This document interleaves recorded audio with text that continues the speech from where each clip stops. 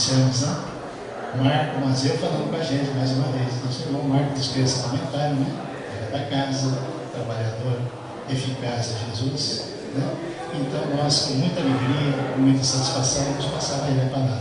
Que Jesus te abençoe, filho. Muita paz.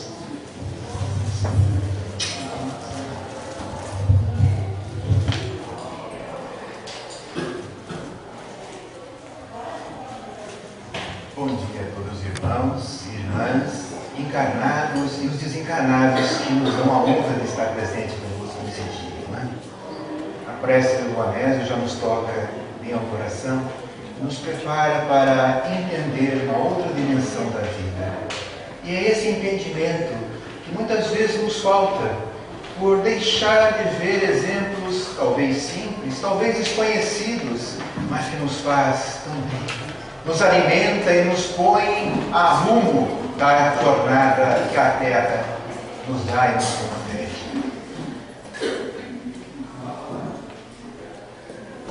Acabara de acontecer a crucificação do Mestre. Também os dois ladrões, um ao cada lado, haviam perdido a vida. A tragédia do Gólgota era assunto geral em toda a Galileia. O Império Romano, feliz, porque estava dando o exemplo da coerção que poderia existir a quem descumprisse as suas leis. Os religiosos da época, os sacerdotes, os fariseus de um modo geral, muitos estavam felizes. Sepultava ali o mártir, o então chamado Messias, aquele que veio trazer uma nova ordem de visão das coisas, uma nova disposição de vida, e que isso afrontava os interesses da época. Era a Páscoa, ou o Pessach, que era a comemoração da liberdade do povo hebreu. Lembrava mais, há quase 5.000 anos, a saída desse povo do Egito, tendo a liberdade e tendo a condução de Moisés. Era, pois, um dia festivo a todos. Uma época em que Jerusalém tinha milhões de pessoas que vinham de toda parte do mundo a comemorar essa data. Não foi por acaso que escolheram o momento para levar Jesus à crucificação.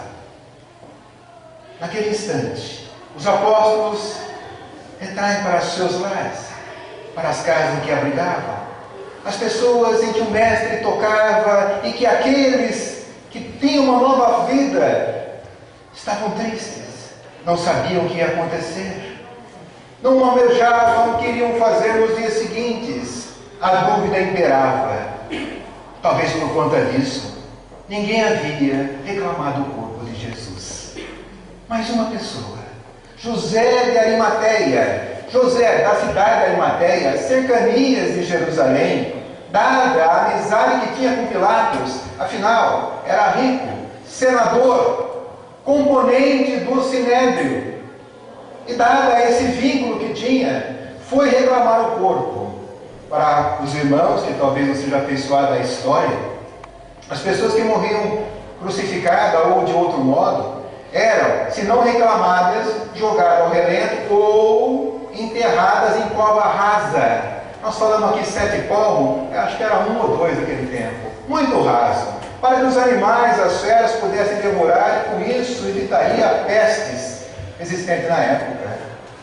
Mas José de Arimateia decide reclamar o corpo, dirige a Pilatos e, usando da sua amizade, obtém desse imperador um documento assinado e autenticado em que dava a ele o direito de tirar o corpo e levá-lo para o sepultamento que o quisesse.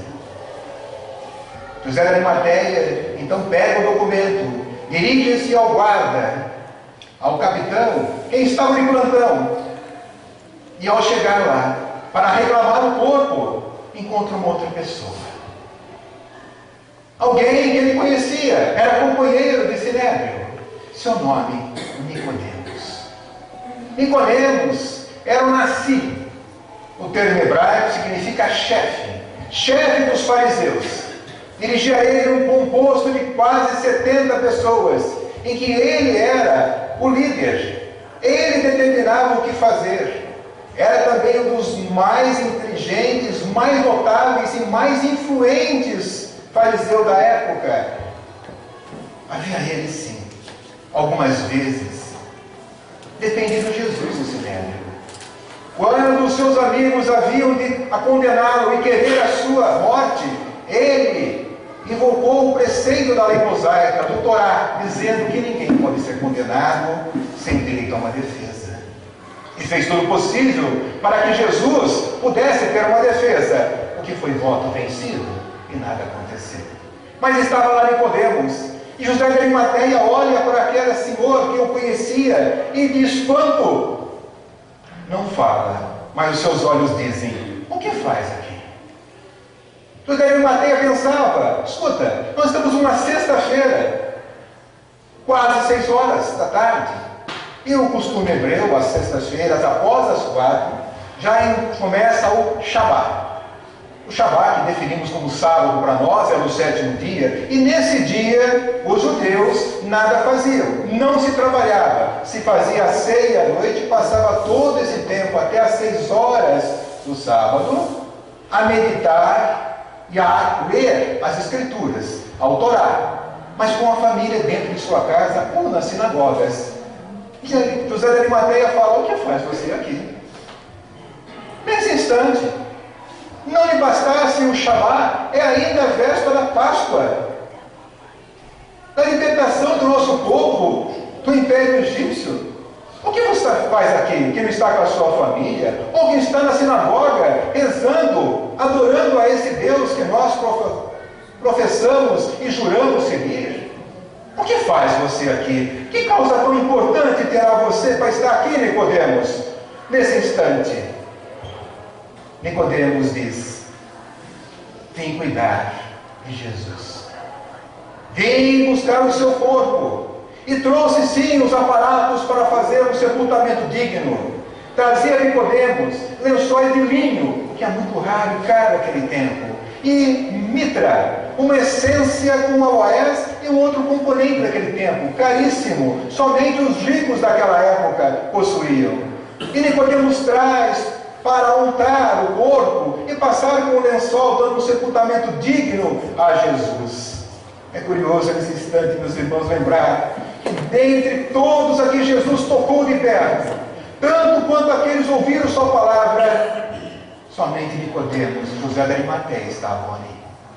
Poderíamos alinhar vários motivos, talvez o medo de ser capturado, talvez a dor, talvez meditando melhor, mas só estavam os dois ali, de todos aqueles que passaram pela vida do Mestre, sendo alterada para melhor as suas vidas. E Nicodemos olha para José de Arimateia e fala: penso que você quer os motivos porque estou aqui. E José de Arimateia: sim. Nicodemos então olha para José, olha para o corpo de Jesus que estava sendo tirado da cruz, enxuga uma lágrima e começa a contar.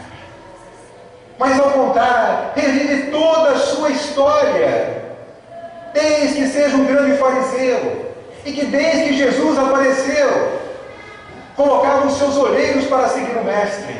Sabia Nicodemos de tudo que Jesus fazia, operava e pregava. Tinha conhecimento disso. Nicodemos, como falamos, era muito influente, mas muitíssimo inteligente, conhecedor do Torá, e lá estava, que nós não podemos desconsiderar a voz de um profeta. Nicodemos acreditava que Jesus era um desses profetas que estavam voltando, com a força toda, como Elias, Malaquias.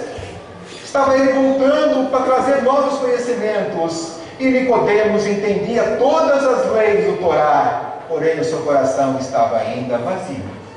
Ele não conseguia entender o que faltava, o que poderia ser melhor, o que poderia ele ter que buscar. Mas naquele momento, naquela semana, ele completava 71 anos.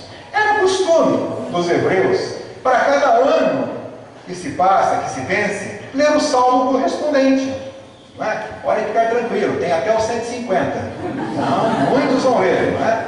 Ele com 71 pegou o salmo e ele tinha 14 parágrafos, vai lá no 9 e ele se aflige, se esfria e tem medo. Diz lá: não me rejeite na velhice. Não me abandones quando as minhas forças estiverem esvaindo. Nicodemos sente no seu interior um medo muito grande. E uma notícia que talvez ele tinha dado, mas não tão direto assim. Ele estava ficando velho. Com 71 anos de idade, a certeza é clara e evidente que a cada momento de vida ele está mais próximo do retorno do que do nascimento. Ele sente medo e começa a ler em seu interior, a buscar profundamente o que ele foi. Sim, desde os 14 anos era rico.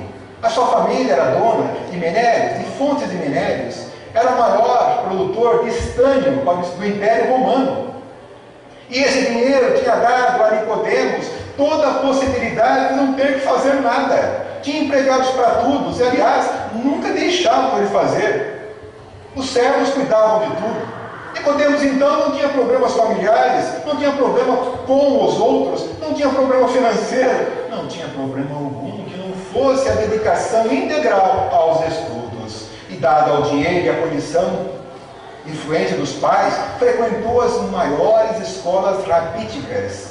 Pode os irmãos parecer escolas rabíticas, sim, escolas que formavam rabi, pregadores, doutores da lei no futuro, até integrando o Sinédrio. São escolas particulares, seria, grosso modo para nós, uma Harvard, não é? Todos que querem entrar nas melhores escolas, e lá também tinha escolas específicas para esse fim. E Nicodemos foi desde os 14 anos matriculado em escolas, até a maior delas, que o formou e o tornou rabi. Então não teria nada. E perguntava a ele: sim, estudei e continuo estudando. Decido, participo, sou membro do Sinédrio. E o que é o Sinédrio? Pensa aí do que já aconteceu no Sinédrio, para entender melhor os irmãos. O Sinédrio era, a uma só vez, a sede do poder legislativo, administrativo, judiciário e religioso. Em pleno século XXI, Brasília teria muito melhor se tivesse um tribunal só desse tipo, não é? Veja, num só lugar se fazia todas essas funções administrativas de reger o povo. E também lá interpretavam essas leis religiosas e se aplicavam ao caso concreto. Então, na verdade, todas as nossas atitudes eram levadas a esse tribunal e de alguma forma era solucionado. Quer por questões legais, quer por questões jurídicas, quer por questões administrativas ou principalmente as questões religiosas que lá eram ditadas. Então, na verdade, as pessoas do Sinédrio não só administravam, como também ditavam as regras religiosas. E daí a existência, segundo os historiadores, de 2 Torá. O Torá primeiro, que é os livros de Moisés, no número de 5, que estava toda a lei contada com o tiro de Moisés, não é? E o Torá oral. Torá oral, sim. Era o Torá feito pelas decisões e pelas vontades daqueles doutores da lei que estavam no Sinédrio. E é por isso que em cada caso, então, tinha diversas composições. E muitas vezes, no mesmo caso, tinha julgamento diferente. Não é? Seria, grosso modo, em dias de hoje, a jurisprudência. Estaríamos construindo decisões para aqueles casos concretos. Era feito também no Sinédrio. Então, o Sinédrio era uma coisa muito grande. Era composto em número de 71, entre representantes do sacerdotismo, os doutores da lei, que seriam interpretações maiores, e alguns do povo realmente indicado pelo imperador. Muito bem. Essa era a situação que se colocava naquele tempo. Mas Nicodemos puxa mais. Sim, fizera. Tentava fazer o melhor que pôde. Sempre quis fazer honesto, íntegro, com aqueles que foram chamados a decidir. Tinha, sim, uma consciência em que não te pesava, mas ainda o vazio batia. O que estava acometendo-se? Nicodemos. Mas com aquela situação dos 71 anos completados, a situação era um pouco pior. Ele sabia que tinha que fazer algo. E ele lembrou dos princípios dos judeus. Nós receberemos pelas obras que realizamos. E aí Nicodemos passa a analisar: que obra realizei? O que será de mim após a minha morte? Como viverei? Sim, meus irmãos, porque é interessante e necessário falar que os judeus tinham conhecimento da vida após a morte. E não raro que voltariam. É um grande engano acreditar que não sabiam da reencarnação. Sabiam não, com esse nome, que só veio feito depois pelo time espírita. Mas antes disso, era com ressurreição. Aliás, o próprio Paulo, na primeira epístola dos Coríntios, deixou bem claro que nós temos 2 corpos. E ambos sofrerão ressurreição. A ressurreição da carne e a ressurreição do espírito. Dando graça e antecipando aquilo que o Espírito Verdade iria falar em 1857, quando falou que nós somos componentes, sim, de um corpo e de um corpo espiritual. O corpo carnal e o corpo espiritual, e nos dá a condição dos dois planos, o plano terreno e o plano espiritual. Mas Nicodemos não sabia disso ainda, mas sabia que iria voltar. Sabia que tinha que entender, que tinha que fazer algo. E tinha dúvidas, muitas dúvidas. Afinal, como resolver isso? As pregações de Jesus nunca deixaram a sua mente. Sempre estava ele a fomentar pensamentos. Isso é certo, é verdade, isso é correto. Afinal de contas, era alguém equilibrado, que fazia justiça com as leis do Torá, mas também com o bom senso e com a razão. E Jesus veio pregar a boa nova, muito mal, para o seu evangelho, muito mais para os nossos corações que necessitavam ver uma verdade maior. Aí Nicodemos decide: irei até Jesus, irei até o mestre Galileu e pediria a ele que me explique as situações que eu não estou entendendo. Afinal de contas, estão vazios, quero saber mais. E decidi ir. Naquela semana, Jesus não foi como de costume ao Horto das Oliveiras para orar. Ficaram na casa de uma pessoa de nome Simão, filho de Jacó. É só isso que a Bíblia e os apontamentos nos referem. Mas ficou ele cedido à casa e ele estava lá. Pediu um dos seus olheiros que certificasse se ele estava realmente lá. E veio a resposta que sim. Nicodemos espera cair à noite e decide ir lá. Por que à noite? Assim, afinal de contas, sou uma pessoa importante. O que diriam os outros, meus companheiros, se me vissem dia a dia com Jesus? Não seria interessante. Não seria bom. Vou à noite. E procura a noite. E vem após, e o Evangelho de João nos narra essa situação. Depois dos cumprimentos iniciais, Nicodemos diria a Jesus: Rabi, sabemos que vem da parte de Deus, porque ninguém consegue fazer o que tu fazes se não tiver por força divina. Para por aí. Mas Humberto de Campos, no livro Boa Nova, vai captar nos arquivos espirituais alguma coisa a mais que João deixou passar. Não que João, o evangelista, tenha dado passar, mas o primeiro evangelho nasceu muito tempo depois da morte de Jesus. É natural que nós não conseguimos guardar tudo que vemos, né? A descrição nem sempre é muito precisa. Mas Humberto de Campos vai resgatar para nós no livro Boa Nova, com o título Nicodemos, é o item 14 desse livro, e vai nos revelar que Nicodemos fala alguma coisa a mais a Jesus. Fala assim: olha, sabemos que vem de Deus, porque ninguém pode realizar o que tu fazes sem a expressão divina. Tenho interpretado e estudado muitos textos da lei.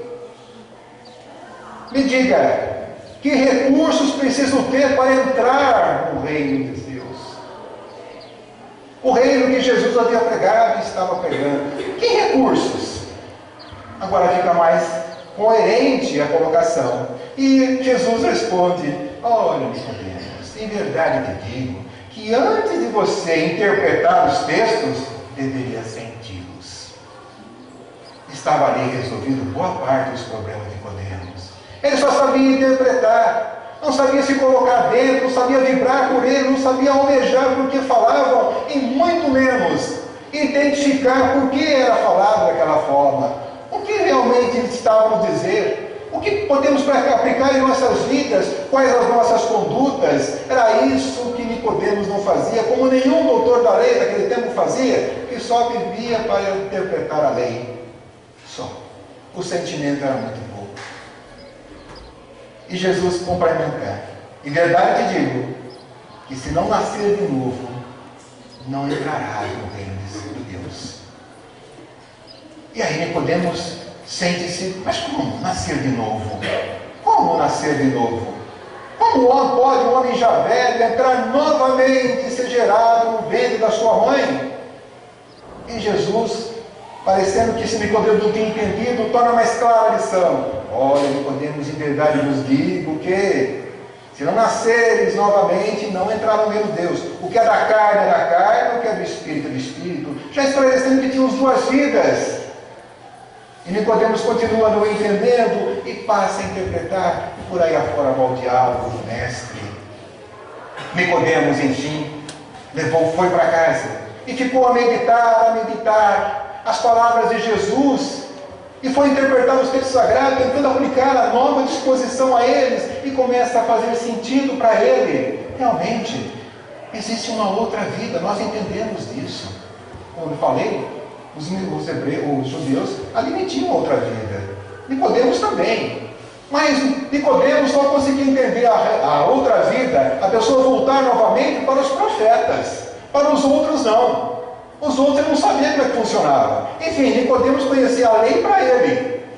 Não sabia que era uma lei geral, que era uma lei divina, que era uma lei moral, como diz o livro dos Espíritos. E ele não conseguiu compreender, mas começou a estudar, começou a entender Jesus pregando as suas bem-aventuranças, começou a ver e entender também o que Jesus falava do cego de nascença. E vai compreendendo melhor, e consegue entender as máximas de Jesus. Totalmente não, é o começo.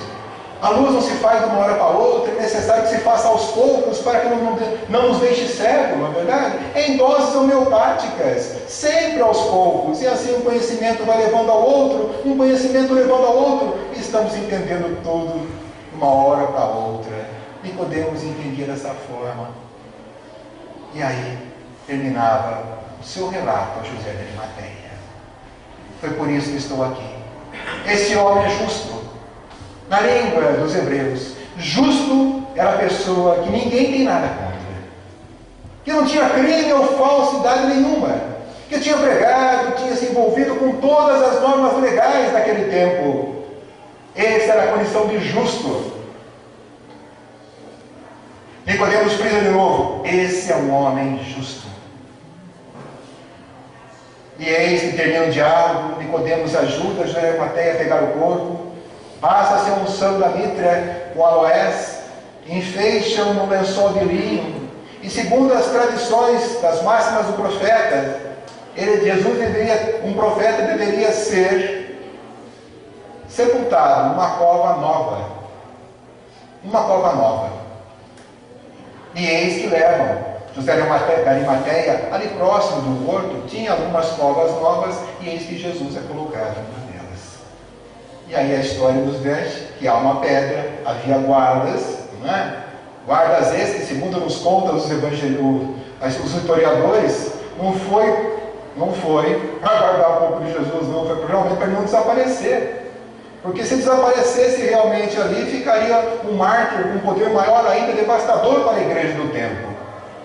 E era interessante que ficasse ali, mas dava valor que acabou sendo desaparecido mesmo, acabou sendo levado esse corpo, né? As condições que nós não sabemos cientificamente ainda, mas isso era para existir. Dizem os historiadores, só fazer um parênteses, que os guardas foram subornados pelos sacerdotes. Falaram assim: ó, digam a todos que vocês dormiram e apareceu alguém e levá-lo. E deram muitas moedas para confirmar essa história. Tá? Por todos os efeitos, o corpo estava lá e levaram. Porque não saberiam bem entender o que aconteceria se o corpo tivesse aparecido sem ninguém ter visto que acontecesse. Né? Mas voltando ao caso de Nicodemos, quanto de nós se equipara ou se iguala a Nicodemos? Interpretadores da lei, interpretadores das máximas religiosas, interpretadores de tudo que se fala em nossas vidas, mas pouco aplica no dia a dia dela. Interpretamos, mas não sentimos, a ponto de não fazer modificação nenhuma de nós. Aquele texto, sim, falava da reencarnação, nas duas esferas. O nascer de novo da água. Uma alusão clara àquele tempo, como o de hoje, já que o homem provém da água, desde o nascimento, mergulhado no líquido amniótico, até a sua constituição física, 80% do nosso corpo é água, é líquido. Também no mundo, 3/4 da terra é água. Nascer da água significa os bens materiais, significa ali a estrutura da matéria existente no globo terrestre. E aí é o que nós deveríamos viver. É assim que nós deveríamos nos encarnar, voltar num corpo de carne. E era necessário que assim faça. A esse respeito, convidamos os irmãos a ler esse item 14 da Boa Nova, em que nos fala Humberto de Campos, mais além depois desse diálogo, Jesus não estava só com Nicodemo, estava com André e Tiago. André e Tiago ficam olhando, ficam ouvindo aquela conversa, né? Imagina o doutor da lei com o mestre, né? Não entenderam muito bem, mas Tiago vê, mestre, como pode ser isso? Como pode nascer da água e nascer do Espírito? Que negócio é esse? E Jesus conta para ele, o que você está admirando? Afinal de contas, a árvore podada não volta a ter folhas e galhos? Por que o homem não poderia? É evidente que ele vai buscar na natureza outros elementos para ter uma nova vida, uma nova estrutura. E é necessário que assim seja para que ele possa crescer. E André fala, mas espera lá, pai, Jesus, mas espera um pouco, como é que pode isso acontecer? Eu vejo tantas pessoas belas, jovens, maravilhosas, ao lado de tantos deficientes, tantos maltrapilhos. Que justiça de Deus é essa? Em que perfil de corpos bons e ruins, e Jesus dá uma lição grandiosa, pouco conhecida de todos nós, não é? André, por acaso, você daria uma vestimenta nova a quem fez mau uso da primeira? Nós teríamos um corpo novo porque desperdiçamos o primeiro? Seria justo? Seria educativo? E André entende. Quer dizer que nós somos donos de um corpo? Sim, que se muda a nova vida, a cada vida, ressurgindo da água, feito de carne, de elementos materiais. É assim que nós precisamos para nos desenvolver. Mas, André, ao passo disso, também existe uma situação melhor. Que é melhor? Nós vamos aprendendo e evoluindo. Mas como, mestre? Como? O que está escrito na lei de Moisés? E André pula essa parte, sabendo da resposta, e vai numa outra. Ah, mas também, vejam mais, né? Não parece igual aos nossos filhos, não é isso? Quando você toca uma ferida assim, mas por que você fez isso? Mais meu amiguinho também faz, mais isso, mais aquilo. Nós já começamos com a justificativa antes da explicação. Uma clara evidência que nós já sabemos que está errado. Também André sabia disso. E vai buscar essa informação. Na lei de Moisés também consta lá que a pena de talhão deve ser aplicada. Então, se alguém perdeu o corpo, deve vir com o corpo assim. Sim. Mas nesse caso, André, sempre que houver um assassino, terá que reencarnar ou que viver novamente uma pessoa para ser assassinada. Sempre que fizermos um mal, terá alguém para sofrer esse mal. E nunca vamos nos consertar. A ideia de Jesus era grandiosa. Imagina, meus irmãos, tirarmos a vida de uma pessoa.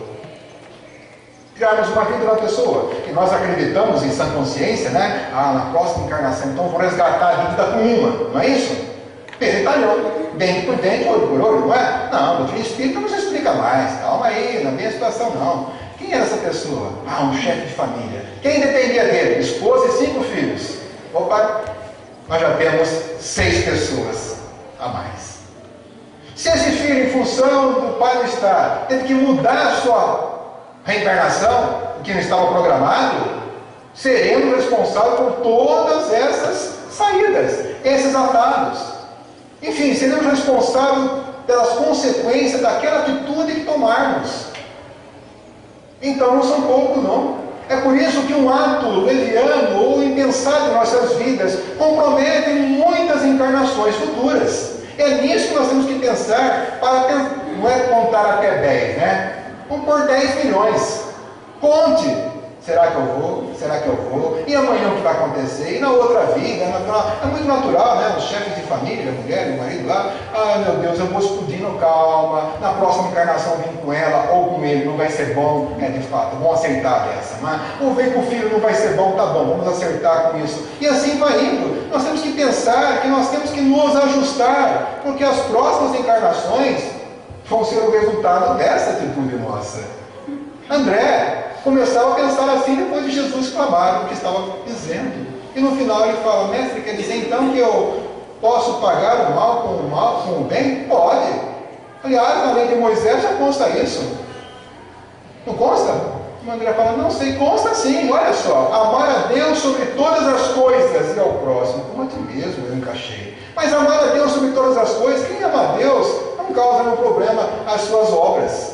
Não posso amar alguém e fazer o contrário às suas leis. O amor apaga essa multidão de pecados, André. O amor dissolve essas dificuldades. Basta que ofensor e ofendido se reencontrem e que se perdoem mutuamente, se acertando, para que não haja mais resgate entre eles. E estarei liberando eles tantas vezes. Então é por isso que nós temos que entender por que o amor apaga a multidão de pecados. É que nós nos acertamos com o ofensor ou com o ofendido. Lição grandiosa de Jesus sobre a reencarnação. Mas a par disso, meus irmãos, teremos que entender um outro fato. E nascer do Espírito? E nascer de novo no Espírito, o que seria isso?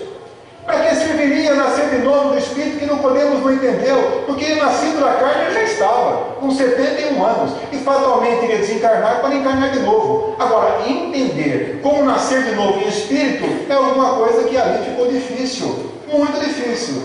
Somente veio a ser analisado e com mais profundidade com o Consolador prometido. É aí que nós vamos entender, lá na questão 83, quem são os Espíritos? Os Espíritos são inteligências do universo. É a inteligência da criação. Ela vive por todo o universo, além da matéria. Então é um ser que pensa. E por se pensar, pode evoluir. E todos nós, diz a questão 115, viemos e fomos criados simples e ignorantes, tem ausência de tendência para o bem e para o mal, e desconhecimento de todas as coisas. Continua a questão 115, recebemos de Deus missões, tarefas, provas, e através dessas provas, desse entendimento, dessa tarefa, vamos aprendendo a lei divina, e vamos aprendendo a nos comportar com ela. Isso é o caráter de evolução. Evoluir e aprender a conviver com as leis divinas e seguir segundo os seus ensinamentos. E aí diz no final da questão 115 que somente aí, após passar inúmeras oportunidades e lapidar todo o nosso espírito, tirando todas essas dificuldades que possamos ter, é que nos tornaremos um espírito puro. E aí encontraremos a felicidade. Então, felicidade momentânea na terra não vamos encontrar. Encontramos lampejos, pequenos momentos, baseados quando você adquire o sonho realizado. Mas, realmente, de verdade, só quando nos tornarmos espírito puro. Até lá não temos condições para isso. Mas diz a questão 132 que a reencarnação do Espírito, que vai ter um corpo sim, mas do Espírito serve para nós passarmos pela expiação, que é o resgate, que é o pagamento das dívidas passadas, podemos encontrar assim, em relação àqueles a quem ferimos, em relação àqueles que falhamos. É o ressarcimento pelas nossas condutas equivocadas. É essa expiação. E por provas. O que é prova? É exemplo de uma escola terrena, não é? Nós temos há um tempo em que o professor nos ensina a matéria para logo após testar nosso conhecimento, se estamos ou não adaptados a ele. Vamos passar, não é? E geralmente a escola terrena tem lá 4 provas, não é isso? Depois tem exame, não é? No meu tempo tinha até recuperação. Isso, mas a recuperação do espírito se faz em outra encarnação. Então nós podemos entender dessa forma. Estamos submetidos a provas a todo instante. Cada conduta nossa, contrária de Deus, nos abre a possibilidade ou a necessidade de reparar o erro, e aí vemos uma nova prova ou situação. Nascer de novo como espírito não é fora, é dentro. É modificar o nosso interior, é alterar nossa estrutura de vida, adaptando em melhores conceitos, em melhores condições, em melhor realidade. São pegar novos princípios e aplicar em nossas vidas. É dizer que podemos deixar isso ontem e começar hoje ou amanhã. E ao invés da encarnação, que espera morrer o corpo para nascer novamente, um nascer de novo no Espírito pode ser feito a qualquer momento, meus irmãos. Em qualquer instante podemos nascer novo, podemos tornar um novo homem. Como diz Chico Xavier, aliás, estava aqui na tela um pouco antes, né? Conquanto não posso voltar ao passado e fazer de novo o que já está feito, eu posso modificar o meu presente e ter um outro fim. Nós estamos nascendo de novo a cada instante e estamos modificando aqueles costumes antigos. Mas é difícil modificar o costume antigo? Claro que é. Nicodemos não havia conseguido, não havia entendido. Afinal de contas, ele estava com a lei humana na mente e no coração. Ele não conseguia sentir nada diferente daquilo. E quando a pessoa está acomodada com o que sabe e que faz, realmente a mudança é difícil, não é? A mudança é muito difícil, porque eu já estou acomodado. Para que fazer de novo, não é? Tem um provérbio, quando eu entrei no serviço público lá alguns anos atrás, né? Era já muito comum, não é? O funcionário chega lá e fala assim: nossa, estou com uma vontade de trabalhar, colega, senta um pouquinho que passa. Para ele, que já estava há anos trabalhando, sentar um pouco, acomoda, ele quer todo mundo acomodado, a imagem dele. Mas uns que estão chegando e que querem modificar, não. Querem se modificar para melhor, querem agir para melhor. E aí, nesse sentido, nós temos que mudar. E a mudança é alterar comportamento. É alterar visões. E nós podemos fazer em qualquer instante. Não tem regra definida. Podemos fazer agora? Podemos. No dia 11 de setembro, aliás, data comemorativa de um ato nefasto para a sociedade humana, não é? E que só foi feita porque as pessoas não começaram a mudar. Tinham no coração aquelas leis antigas, em que Deus punia quem era contrário à seita religiosa. E é mais fácil matar, é mais fácil tirar do mundo aqueles que pensam contrariamente a mim, não é? Mesmo porque, como é que eu vou deixar o mundo constituído de pessoas que pensam diferente de mim? Deus irá me abençoar. E note o quanto é falho esse entendimento colocado na mente das pessoas que não querem pensar. Promete um paraíso por matar alguém. Mas se o paraíso é tão bom, por que ele não vai antes? Por que levar mais alguém? Dá chance para a pessoa ficar aqui no mundo como quer, viver as suas próprias expensas da forma que queira. Mas a massificação das ideias ocorre assim. Diz os historiadores que o povo judeu tinha máximo de passar conhecimento a mais de uma pessoa, os discípulos, não é? Então tinha lá o doutor da lei, tinha lá essas pessoas, os mestres, o rabi, que significa meu mestre. O rabi passava esse conhecimento da mesma forma que houvera recebido. Então é uma repetição daquilo que já foi feito. Hoje, em pleno século XXI, tem um Ctrl+V, Ctrl+C, Ctrl+V, né? Responde, né? Resolve. Mas naquele tempo eu tinha que falar exatamente o que o meu mestre me ensinou, para que meu discípulo do amanhã pudesse entender. Então é por isso que a lei não alterava. Os conceitos eram os mesmos. Eram os mesmos e tinha que ser assim. Mas olha como nós podemos mudar. Podemos duvidar, podemos questionar, como diz o grande Allan Kardec. Rejeite 99 verdades, mas não aceite uma mentira. Coloque tudo ao crivo da razão e verifica se isso é possível ocorrer. E coloque em dúvida a fonte da qual isso sai. É a orientação de todos nós espíritas, cristãos redivivos no amor de Jesus, da boa nova e do Consolador prometido, estamos a realizar. Podemos fazer mudança a qualquer instante, meu irmão, e não importa o quanto difícil seja ela, porque um dia teremos que fazê-la. Nós temos muito de Nicodemos, muito. Temos muito a situação de ficar acomodado, de não mudar. Aliás, esquecemos da história de Jesus, quando os seus discípulos impedem as crianças de chegarem, ele diz: não, deixá-las vir a mim, porque o reino dos céus é para aqueles que se assemelham.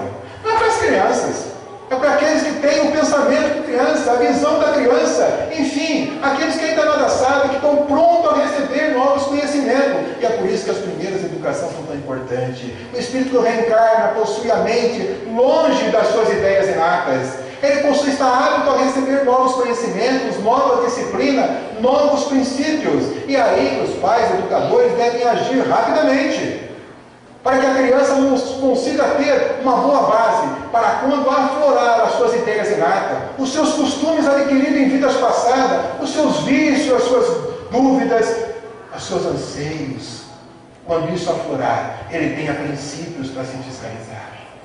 E nós não conseguimos pensar dessa forma, e vamos criando filhos a minha imagem. No meu tempo eu fazia assim, faço o mesmo. Meu pai me ensinou assim, faço o mesmo. Como se o mundo fosse, a exemplo dos judeus, passar a cultura de um para outro, sem modificar, sem dar chance ao espírito de se alterar. Nós temos muito dos judeus também em nossas vidas. Queremos que o sistema funcione da forma que está. Para que mudar? Está bom assim? Tá bom, assim, é conhecido no nosso meio social, atribui aos baianos, não sei se fazemos, digamos assim, bom uso da palavra, mas atribui a eles, né? Tá ruim, mas tá bom. Tá ruim, mas tá bom. Tá ruim assim, então pior sem ser assim. Vamos deixar fazer assim, tá ótimo, já acostumei. Para que modificar? Teria que largar o que eu sei, teria que começar a aprender novamente. Não é possível. Daí podemos falar, como pode um homem já velho, olha a alegoria grandiosa que o mestre provoca em Nicodemos, o homem já velho entrar novamente no ventre da sua mãe, ou seja, começar novamente. Como pode um homem com tanto conhecimento, tantos costumes, formado em tanta cultura, voltar, regredir, iniciar novamente e aprender tudo de novo? É muito difícil para todos nós, sobretudo para aqueles que não querem entender que para você conhecer é necessário aprender a cada instante. Nós não temos conhecimento algum, temos que aprender com o outro. Nicodemos nos ensina. Diz os historiadores que Nicodemos aprendeu a lição. Porque no final da sua vida, há relatos em que ele, passado algum tempo da morte de Jesus, doou tudo o que tinha e viveu de maneira simples, a conviver com aqueles que pregavam a boa nova. Ele aprendeu a lição. Nós muitas vezes citamos Nicodemos sem conhecer realmente quem ele é. Será que hoje Nicodemos está reencarnado na Terra? Quem foi essa criatura que foi tocado por Jesus? E quem é tocado por Jesus nunca mais tem a mesma vida. Quem é essa pessoa? Quantas encarnações teve? O que ele tem feito, certamente? Pelo seu conhecimento e por ter ouvido Jesus falar, estudado, o Mestre é uma voz a pregar a boa nova, a pregar o Consolador. Tem uma voz a dizer que os costumes da época estavam errados, vamos fazer novamente. Quantos de nós, meus irmãos, é a parte que nos toca, está disposto a mudar? Quantos de nós está interessado em mudar? Como diz Herculano Pires no livro O Homem Novo, muito antigo, não é? De vez de nos tornar um homem novo, nós queremos fazer um mundo novo. Porque acreditamos que fazer um mundo diferente, o homem fica diferente. Mas não é assim que funciona. Porque o meio é produto individual. É a soma nossa que vai transformar o mundo melhor. Não é formando o mundo com tecnologia, com situações maiores, que vai tornar melhor. Tem um exemplo que tive contato a semana passada, conhecidos nossos, viram, talvez, tiveram contato, que nos Estados Unidos, uma região lá, já tem um protótipo de uma geladeira grandiosa, geladeira eletrônica e inteligente. Já viram geladeira inteligente? Bem difícil, mas essa é. Programa de computador lá dentro, ela pega, você faz um inventário do que você tem, coloca a peça, deixa lá, e aí você vai pegando, pesa na própria geladeira, aperta a tecla, ela vai retirando, subtraindo, vai fazendo estoque dentro da geladeira o que tem. Bom, até aí é absurdo, mas poderia ser feito, né? Mas o que a gente não conseguiu imaginar foi ele contar depois. Que era ligado à internet. Geladeira de internet. Para quê? Porque você lista lá os lugares que você faz compra.